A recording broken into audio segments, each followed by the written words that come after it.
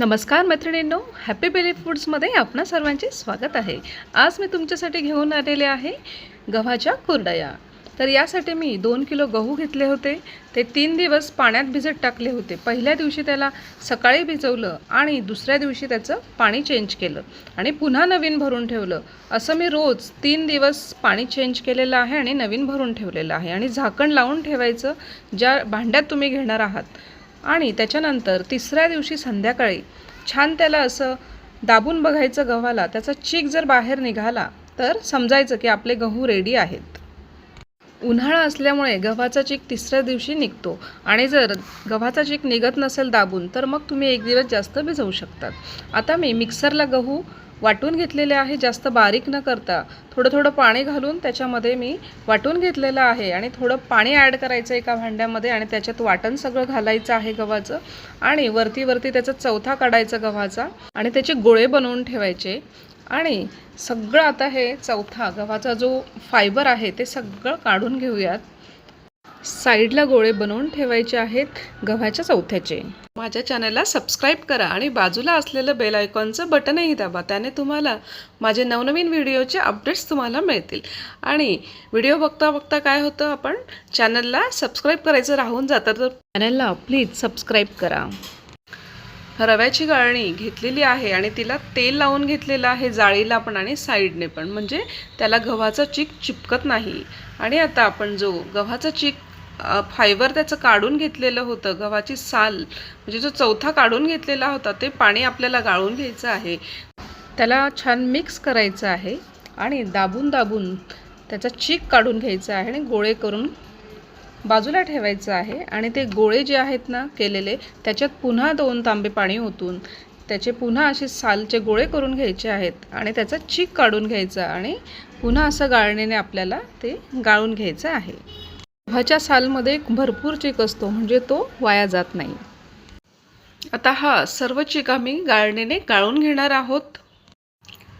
एक स्टीलचा डबा घेतलेला आहे आणि साडीचं कापड त्याला घट्ट बांधून घेतलेलं आहे आणि आपण जो गाळून ठेवलेला गव्हाचा चीक होता तो असा ग्लासने याच्यात ओतायचा आणि एका हाताने हलवत जायचं, म्हणजे गव्हाची ताम छान कापडावरती राहते।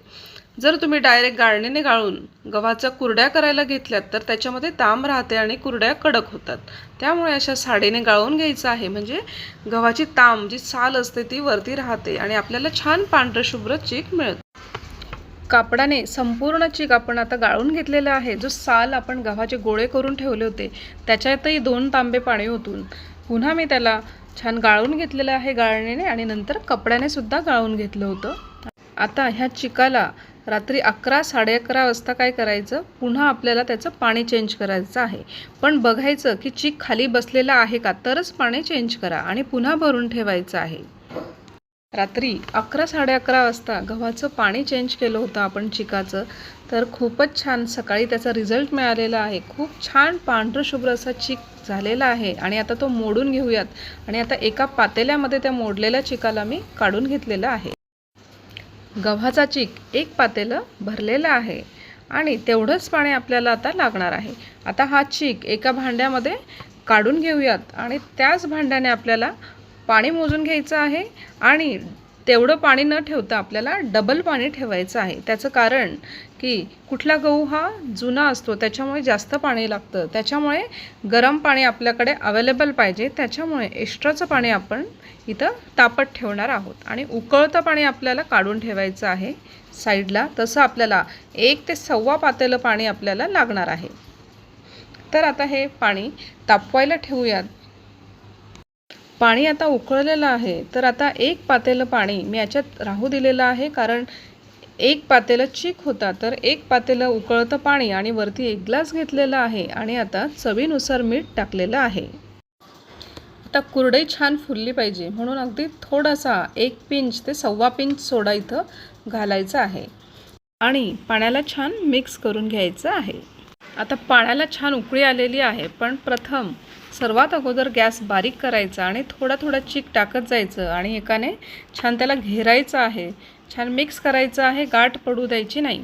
तर कंटिन्यू याला हलवत राहायचं आहे जोपर्यंत घट्ट होत नाही तोपर्यंत, आणि एकाने साईडने कपड्याने पकडायचं आहे की जेणेकरून पातेलं हलत नाही आणि आपल्याला व्यवस्थित त्याला घेरता येतं, व्यवस्थित त्याला फेटून घेता येतं. व्यवस्थित त्याला घेरून घ्यायचं आहे. तुम्ही आता बघू शकत आहात की चीक अगदी मस्त घट्ट झालेला आहे आणि त्याच्यात अजिबात गाठही पडलेली नाही, कारण त्याला मेहनत घ्यावी लागते. कंटिन्यू त्याला हलवत राहावं लागतं, चांगलं फेटावं लागतं, घेरावं लागतं.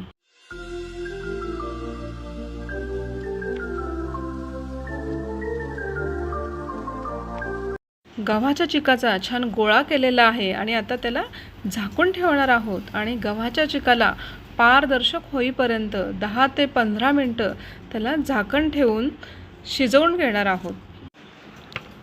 गव्हाचा चीक छान शिजलेला आहे, छान पारदर्शक झालेला आहे, ट्रान्सपरंट झालेला आहे.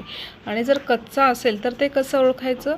हाताला पाणी लावायचं आणि जर हाताला चिपकत असेल तर समजायचं चीक कच्चा आहे, तर त्याला पुन्हा 5 मिनटं होऊ द्यायचं आहे. तर हा चीक छान झालेला आहे. आता याला साच्यात भरूयात आणि गरम गरमच आपल्याला कुरडया टाकायच्या आहेत, नाहीतर गार झाल्या की दाबलं जात नाही साच्याने. तर आता कुरडया करून घेऊयात. कुरडईच्या साच्यामध्ये आता चीक भरून घेणार आहोत आणि चीक भरताना त्याच्यामध्ये गरम पाण्यानेच त्याला आतमध्ये असं प्रेस करायचं आहे. गार पाणी इथं वापरायचं नाही. आणि छान त्याचं वरचं झाकण लावून व्यवस्थित कुरडई प्रेस करायची आहे. आणि आता कुरडया तुम्हाला 1-2 टाकून दाखवणार आहे. तुम्ही बघू शकत आहात किती सुंदर कुरडया होत आहे. आणि याच पद्धतीने आता दुसरीसुद्धा कुरडई आपण टाकून घेणार आहोत. आणि आता इथं मी एक ट्रिक सांगते तुम्हाला. ओला कापड करून आम्ही ताटामध्ये ठेवलेला आहे आणि त्याच्यावर कुरडया टाकत आहोत. आणि आता चीक शिजला की नाही हे कसं ओळखायचं? तर आता ह्या कापडावरनं जर कुरडई उचलली जात असेल तर समजायचं की आपली कुरडई छान झालेली आहे. छान मस्त ट्रिक आहे की ओल्या कापडावर कुरड्या टाकायच्यात छान, आणि जिथं तुम्हाला वाळत घालायच्या आहे तिथं आपण वाळत घालू शकतो. म्हणजे चीक हा गार होत नाही आणि पटापट कुरड्या होतात. आता आम्ही या सर्व कुरड्या या पद्धतीने करून घेणार आहोत आणि टेरेसवर वाळत घालणार आहोत प्लास्टिकच्या पेपरवर. कुरड्या वाळवून झालेल्या आहे आणि मे महिना असल्यामुळे अगदी 1 दिवसात कुरड्या वाळलेल्या आहेत. तरी मी थोडंसं दुसऱ्या दिवशी थोडं 10 ते 12 वाजेपर्यंत कुरड्या अजून वर ठेवल्या होत्या. आणि आता तुम्ही बघू शकत आहात की किती सुंदर कुरड्या झालेल्या आहेत. खूप छान वाळलेल्यासुद्धा आहेत आणि पांढरशुभ्र कुरड्या झालेल्या आहेत. तर तुम्हाला माझा हा व्हिडिओ कुरड्यांचा आवडला असेल तर प्लीज माझ्या चॅनलला लाईक करा, सबस्क्राईब करा आणि बाजूला असलेलं बेल आयकॉनचं बटनही दाबा आणि तुमच्या मित्रमैत्रिणींना माझा हा व्हिडिओ शेअर करा. माझा व्हिडिओ बघितल्याबद्दल तुमचे खूप खूप मनापासून आभार. धन्यवाद.